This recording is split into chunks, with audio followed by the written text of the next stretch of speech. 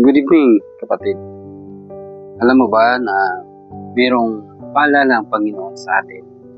Ayon sa aklat ng Mangangaral, chapter 7, verse 4, mangmang ang isang taong nag-iisip ng kasiyahan, ngunit matalino ang isang taong naghahanda para sa kanyang kamatayan.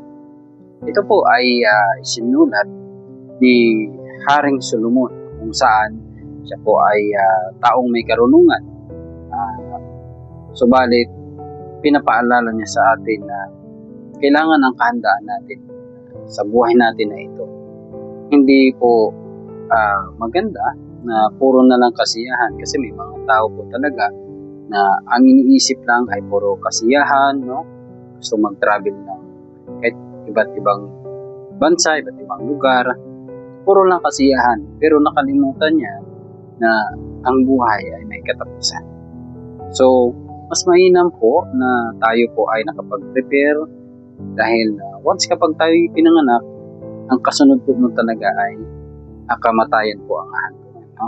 So, mas maigi pong ngayon pa lang, nakakilala na tayo sa Panginoon, kapag prepare tayo, upang kung tayo man ay pauwiin na sa ating Panginoon at huhusgahan tayo, meron po tayong magandang kinabukasan doon sa presensya ng Panginoon, kasi lahat naman tayo ay huhusgahan. Sabi nga ng aklat ng Hebreo chapter 9 verse 27, tinakda sa mga tao na minsan lamang mamatay at pagkatapos ay ang paghuhukom. So lahat po tayo, no, huhukuman ng Panginoon. Kung puro lang tayo kasiyahan, subalit hindi natin nakilala ang Panginoon, paano naman yung ating kaluluwa?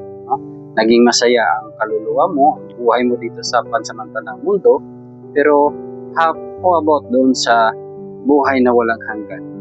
Meron ka kayang kasiyahan o baka naman kalungkutan?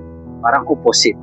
So habang buhay tayo, kapatid, no, hindi lang puro kasiyahan. Hindi naman pinagbawal sa atin na tayo maging masaya, no? Subalit, isipin din natin na ang lahat ng bagay dito sa mundo ay may katapusan. Kaya habang may hininga tayo, iwasan natin ang magkasala, tanggapin natin ang Panginoon Jesucristo, magkaroon tayo ng tunay na relasyon sa Kanya, marunong tayo magbasa ng Biblia, upang lubos natin siyang makilala. At hindi lamang sa mga kasiyahan, no, na yun lamang ang ating iniisip sa mundong ibabaw, kundi paghandaan natin. Sabi niyo kanina, nagiging matalino ang taong naghahanda sa kanyang kamatayan, sapagkat alam niya kung saan pupunta ang kanyang kaluluwa. So nawa, meron po tayong natutunan bilang paalala sa atin sa salita ng Diyos. Soli Deo Gloria, God bless us all. Bye-bye.